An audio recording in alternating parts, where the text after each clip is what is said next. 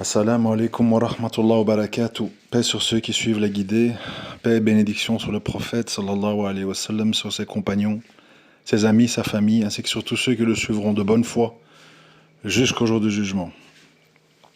Bon, j'aime pas faire des polémiques pendant le ramadan, mais honnêtement, ça va trop loin, c'est trop, c'est vraiment trop. Je sais pas, j'ai écrit en commentaire sous cette vidéo, c'est quoi la suite en fait? On peut participer au Gay Pride, on peut changer de sexe. Ça va s'arrêter où en fait? C'est-à-dire étape par étape. La semaine passée c'était la musique, maintenant c'est le voile. Bon, il sait plus quoi inventer en fait pour se rendre intéressant. Il se prénomme lui-même, Monsieur Mounir, coach et mentor psychospirituel. Ça frise de ridicule, on se croirait dans un sketch des inconnus avec un responsable de secte, gourou, etc. Enfin, et puis les gens portent leur âme sur leur visage, hein. C'est-à-dire ils puent la fausseté, ils puent la manipulation, ils puent la fausse bonhomie. Bref. Alors, je ne vais pas me perdre dans le sujet, je vais être très bref, hein. D'abord, donc, je vous annonce que des milliers de savants qui ont passé leur vie dans le hadith, dans l'étude des textes, dans tout ce que vous voulez, sont tous trompés. Et Monsieur Mounir, ex-salafi traumatisé de sa vie au Maroc, de la pauvreté et des restrictions, qui est devenu maintenant formé par des coachs en développement personnel, a compris tout l'islam mieux qu'eux. Bah oui, vous ne le saviez pas, ben je vous le dis. On a enfin trouvé quelqu'un qui a tout compris et qui remet tout en question. Vous êtes trompé sur tout, d'accord? Alors, pour rester sur le sujet, puisqu'il parle du voile, on va pas se faire long. D'abord, tout le monde le sait, même si on n'a pas fait des grandes études islamiques comme moi, le voile est un consensus et la discussion se porte normalement sur autre chose, si vous êtes vraiment dans les textes, dans les discussions de savants. C'est de savoir du statut du niqab. C'est-à-dire, il y a discussion sur la question du niqab. Évidemment, personne ne discute du voile. C'est absurde, en fait. Il n'y a que Mounir et quelques réformistes à gauche, à droite qui parlent de ça. Pourquoi? Pour une raison simple. Je vais vous l'expliquer. La clientèle de M. Mounir et de sa femme, les trois quarts des femmes sont non voilées. Donc, il faut rassurer sa clientèle.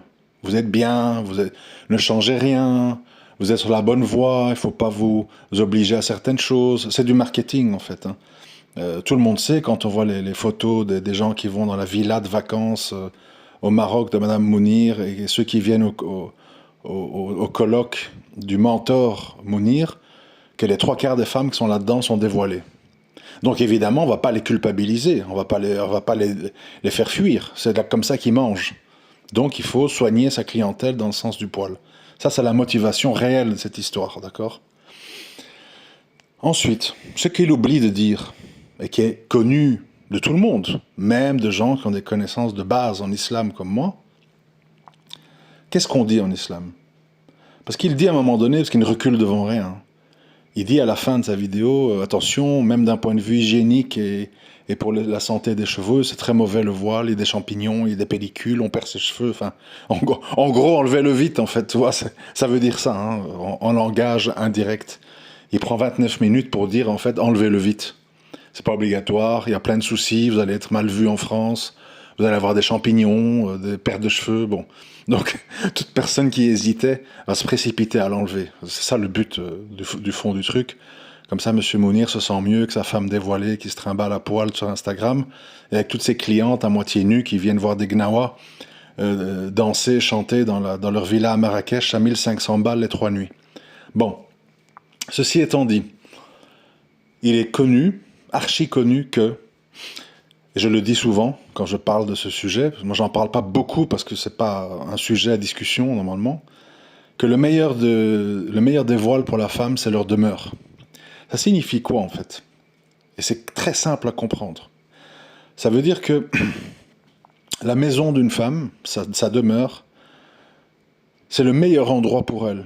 Puisqu'on parle même parfois de ne pas spécialement pousser les femmes à aller à la mosquée, que c'est mieux qu'elles prient chez elles. C'est-à-dire, plus une femme elle est chez elle, mieux c'est pour elle. C'est comme ça.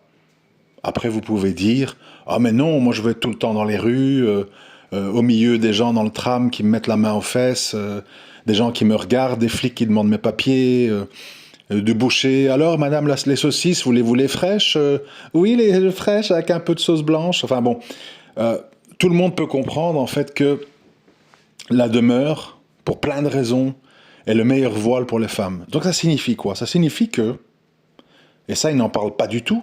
Évidemment, ça ne lui convient pas, parce qu'il y a toutes ces clientes qui se trimballent dévoilées, qui prennent des avions, qui vont au Maroc, qui viennent au colloque sans mahram, etc., etc. Donc il faut aller dans ce sens, hein, c'est sa clientèle, je répète. Il n'insiste pas sur le fait de dire, en fait, quand une femme met son voile, c'est pas toute la journée. C'est quand elle va dehors. Par exemple, elle va acheter un pain, elle va chercher les enfants à l'école. Ça veut dire 10 minutes par-ci, 15 minutes par-là. D'accord? Donc, cette histoire d'hygiène et de trucs, c'est un non-sens, parce que les femmes ne sont pas censées arpenter les rues toute la journée. D'accord? Elles sont dans leur demeure, qui est leur meilleur voile.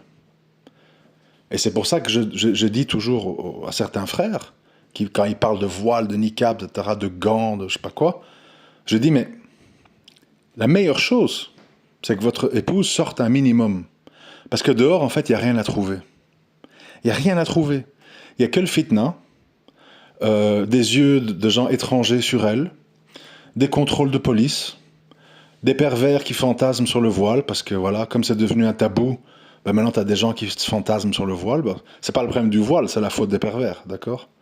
Parce qu'il a dit, je sais pas quoi, plein de gens qui faisaient des sites porno sont fascinés par le voile. Je sais pas comment il a l'information, mais enfin bon, vaut mieux pas trop creuser.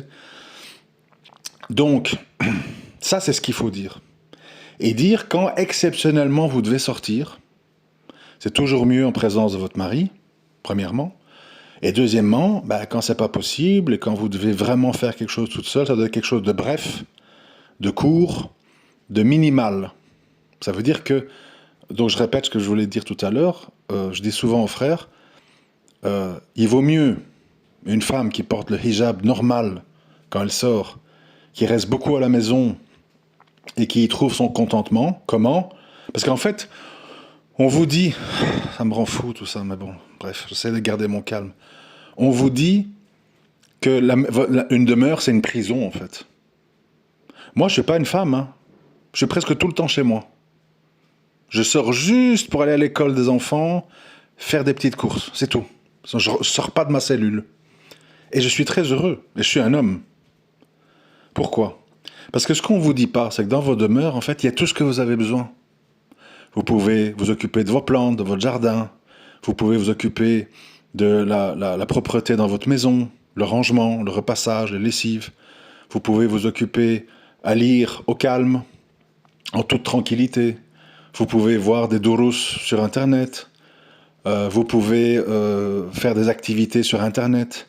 Cours d'arabe, télétravail, je ne sais pas quoi. E-commerce, boutique, etc. Bon, moi, je suis en l'occurrence beaucoup sur les histoires de trading et tout ça, donc je suis chez moi en fait. Et je suis pas malheureux. Moi, je suis malheureux en fait quand je dois aller dehors. Ah zut, j'ai un rendez-vous encore. Ah oui, bonjour madame. Oui, non, voilà le papier. Bon, je suis malheureux quand je dois aller au supermarché. Je vois les gens, trucs. Ah, t'as vu le football, PSG ce week-end? Ah oui, bah, ça m'énerve, ça me fait perdre mon temps, quoi. Je vois les caissières, les ongles en plastique, tous les lieux communs. Bon week-end, merci d'être venu, 40 euros. Bon, moi ça m'amuse pas d'être dehors. Tu vois. Normalement, un musulman, en fait, il aime pas être dehors. Parce qu'il n'a rien à y trouver. Il trouve pas de science, il trouve pas de gens profonds. Il n'y voit que des banalités, des gens avec des caddies, des machins, des files d'attente, le médecin, oui, voilà, je vous prescris truc. Il n'y a rien d'intéressant, en fait. Tu sors parce que tu es obligé. C'est ça que le musulman il doit comprendre. Et encore plus la musulmane. Donc ça veut dire en fait que, normalement, oui, là dehors, c'est la jungle. C'est la jungle, encore plus dans les villes. Et vous le savez comme moi, tout le monde n'est pas dans mon cas, qui vit à la campagne, la plupart des musulmans et des musulmanes vivent en ville. Ville, ça veut dire métro, RER, tram, bus, promiscuité, toutes sortes de gens, des clandos, des machins, des SDF, des violeurs, des pervers, des racistes, des islamophobes, il y a tout ça dans les rues. D'accord? les contrôles de police, l'islamophobie, les femmes non voilées qui, quand elles vous voilent, sont des complexes, donc, ils vous mettent l'œil. Enfin, il n'y a rien à trouver. Donc, cette histoire d'hygiène, etc., ça n'a pas lieu d'être pour une musulmane qui a compris sa religion, c'est-à-dire qui sort le minimum de chez elle que pour aller chercher les enfants à l'école ou faire des courses. Tout le reste du temps, elle est chez elle, elle peut faire des lissages brésiliens, des belles coiffures, des frisettes, des machins, des colorations, tout ce qu'elle veut. Elle est chez elle. Elle est à l'aise, elle est en petite tenue, elle lit ses livres, elle écoute ses dourous, elle range sa maison, elle entretient ses plantes, elle prépare des bonnes recettes, que sais-je, et d'autres. Mais non, comme on veut amener la musulmane dans les rues, on lui dit « Viens dans les rues, ta demeure c'est une prison. Et en plus, viens dans les rues, mais en petite tenue. Il n'y a rien de mal, bon, n'exagère pas, voilà, le Coran parle d'un truc sur la poitrine, montre pas tes seins, oui, mais bon, pour le reste, il faut pas exagérer, c'est pas ta faute, il y a des hommes pervers, t'as pas à payer pour ça. » J'espère que c'est Mounir qui va payer la facture et qui va ramasser à la petite cuillère les femmes tripotées, sifflées, etc., etc. Et puis il nous dit, parce qu'il a toujours une nouvelle corde à son arc, oui mais bon, dans le monde arabe, la plupart des femmes sont voilées, et ça n'empêche pas les hommes de les importuner et qu'elles sont harcelées. Ah ben oui, mais le problème c'est quoi à ce moment-là? C'est pas le voile des femmes qui, elles, font bien de mettre leur voile. C'est la saloperie de culture maghrébine, de gens en fait qui sont dans un espèce de machisme patriarcal qui se croient tout permis. Et s'il y avait des gouverneurs véritablement musulmans à la tête de ces pays, le moindre homme qui siffle ou importune une femme, mariée ou non mariée, serait fouetté sur la place publique. Mais comme ce n'est pas le cas, et que tous ces gens sont contents de recevoir des touristes allemands, des Canadiennes, à moitié à poil, ça va ma biche, oh toi jolie, toi veux faire papier pour moi revenir avec toi au Canada, tu vas acheter quoi moi, tapis? Bon, comme on doit se ramasser de cette merdasse quoi. On s'attaque à qui? Pas à la merde de mecs maghrébins qui s'en foutent de leur religion et qui ne respectent rien. On s'attaque aux femmes qui sont pudiques et qui mettent leur voile. C'est tellement plus facile. Hein? Parlez de vos hommes.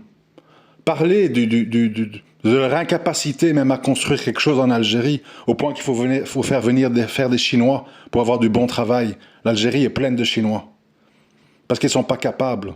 Donc, le problème, ce n'est pas le voile des femmes, c'est la culture maghrébine, c'est l'hypocrisie, c'est l'islam culturel, c'est l'islam de façade. C'est ça le problème. Et le peu qui reste d'islam et de pratique, on veut s'y attaquer. Écoutez la musique, enlevez le voile. Et ceci, bientôt il va nous dire, vous allez voir la suite, hein, je vous l'ai dit déjà à l'avance, il va nous dire la prière du Coran. Prier le matin et le soir, 5 prières, c'est les hadiths, c'est des hadiths faibles. Parce qu'en fait, il veut désosser tout étape par étape. J'ai compris le jeu, en fait. Parce qu'il veut de plus en plus alléger le truc pour rassurer sa clientèle. Tu pries que le matin, c'est pas grave. T'as pas le voile, c'est pas grave. T'écoutes de la musique toute la journée, c'est pas grave. T'es toute la journée dans le RER, le métro, c'est pas grave. On tripote, on te siffle, ben c'est pas ta faute. Hein. C'est les pervers le problème, c'est pas toi. Reste comme tu es, à moitié à poil. Et les pervers n'ont qu'à te respecter. Ils vont la respecter comment? Parce que M. Mounir a dit il faut que les pervers se contrôlent. C'est pas aux femmes de s'habiller parce qu'ils sont pervers. Subhanallah. Les conseilleurs sont pas les payeurs. Moi j'espère une chose, M. Mounir, c'est que le jour des comptes, le jour du jugement, vous allez assumer toutes vos paroles. Assumer la responsabilité devant des femmes faibles, victimes d'islamophobie en Europe, qui souffrent, qui sont parfois des femmes en famille monoparentale, qui vont se précipiter par la porte que vous en trouvez pour, évidemment, s'éloigner de tout ça. Déjà que c'est pas facile. Déjà que tous les incitent à aller hors de chez elles, à se dévoiler, à travailler. Combien de sœurs écrivent des annonces? Pas « je cherche à me marier, j'ai 19 ans, nanani, nanana ». Non. J'ai 19 ans, je voudrais faire un stage pour mon BESS, machin. Est-ce que quelqu'un connaît un endroit qui accepte les femmes voilées? C'est ça qu'on lit, en fait. Tout le monde veut être dehors, tout le monde veut travailler. Tout le monde, alors évidemment, comme il y a le frein du voile, on limite les dégâts, parce qu'il y a des portes qui se ferment. Mais si on enlève le voile, on va retrouver toutes nos sœurs dans les palais de justice, elles seront avocates, toutes nos sœurs dans les secrétaires, en promiscuité avec un dentiste, un docteur. Enfin, bref, c'est tellement ridicule que c'est insultant de parler de ça, en fait. Ça me... Je sais pas. Mais voilà, ça existe, c'est là. Donc il faut bien que quelqu'un réagisse. C'est ça le problème. Donc évidemment, là, monsieur fait des belles vidéos avec son petit brushing de côté, avec une belle caméra, sur un fond très pastel, avec un ton très raisonnable, très posé, très gentil, etc. Mais quand il faudra payer la facture ici-bas et dans l'au-delà, il n'y aura plus de monsieur Mounir. Monsieur Mounir veut valider sa femme et valider leurs clients. Et pour ça, il tient un discours qui va dans le sens de sa clientèle. C'est tout. Et il a tout mieux compris que des milliers de savants qui sont là depuis des centaines d'années, et il veut tout remettre en question. Vous le savez, je suis le dernier à dire qu'il n'y a pas certains points qui demandent un ijtihad. Moi, je voudrais un ijtihad sur la question des pensions alimentaires, je voudrais un ijtihad sur la question des chiens, etc. Mais pas sur tout, et pas sur des fondements, et pas sur des choses qui font consensus. Là, on est dans l'absurdité la plus totale. Donc, voilà, moi, 16 minutes, j'ai pas besoin de prendre beaucoup plus de temps. Tout est là, tout est dit, tout est clair, tout est facile à comprendre. Si vous pensez que vous allez vous rapprocher de votre Seigneur en allant dévoiler dans le RER, au milieu des pervers, et parce que vous n'avez pas de voile, vous n'allez pas attirer les yeux sur vous, d'accord ? Personne n'aime les beurettes, personne n'aime les maghrébines, personne n'est attiré par les femmes méditerranéennes avec les belles chevelures frisées, toutes longues. Mais non, ça c'est pas vrai, d'accord. Ça c'est Mounir qui vous le dit. Moi ce que je vous dis, qu'est-ce que je vous dis ? Je vous dis, sortez, même hommes ou femmes, même les hommes j'ai envie de dire, sortez le moins possible de chez vous. Lisez, restez au calme, fuyez les fitanes, fuyez les futilités, les discussions, les amalgames, les contrôles de police, les mauvaises fréquentations, les gens qui sont sans foi ni loi que vous allez croiser dans les rues. Restez chez vous, protégez-vous. Et quand vous devez sortir, mettez votre voile, faites ce que vous avez à faire le plus vite possible, n'embellissez pas votre voix, ne tapez pas le sol avec vos talons et rentrez chez vous au plus vite. Voilà ce que je vous dis. Ça vous plaît pas, c'est pas glamour, c'est pas dans l'air du temps. Ben, c'est pas mon problème, en fait. Moi, je vous dis ce qui est préféré d'Allah et son messager. Après, vous faites ce que vous voulez. Si vous voulez écouter Mounir, c'est votre problème. Si vous voulez écouter votre nefs, c'est votre problème. Mais surtout, ne faites pas ce qu'il fait. C'est pour ça que j'ai toujours dit je respecte plus les apostats que les réformateurs. Parce que les apostats, au moins, ils ont le courage. Ils disent, moi, je crois pas que c'est la vérité. Je veux faire ce que je veux pas de restrictions. Je veux ma bière, mon saucisson, faire zina librement, etc. J'ai pas envie de me faire emmerder. Ils viennent pas comme ça avec un discours pseudo-spirituel, islamo 2.0, où en fait on remet tout en question, tout est vrai mais rien n'est faux, rien n'est faux, rien n'est vrai. Non, c'est plus clair, c'est plus limpide. Mais malheureusement, il y a des gens qui veulent garder la carapace de l'islam tout en le gangrénant de l'intérieur. Je préfère quelqu'un qui dit, comme les Jack le Fou et toute la bande, je n'y crois pas, ce sont les propos d'un homme, tout ça c'est des inventions. En fait, il faut être un humaniste, et tout le reste, en fait, c'est du fascisme. Abat l'islam, c'est pas bon, c'est pas bien. Ok, c'est ton choix, tu le dis, tu le défends, je le respecte. Mais venir, comme le fait Mounir, ou comme le faisaient d'autres avant lui, dilapider l'islam parce que on veut qu'il se fond dans le moule du mondialisme et on veut que sa clientèle ne soit pas indisposée par rapport aux obligations de l'islam, ça s'appelle de la malhonnêteté. Point barre, à la ligne. Assalamu alaikum wa rahmatullahi wa barakatuh.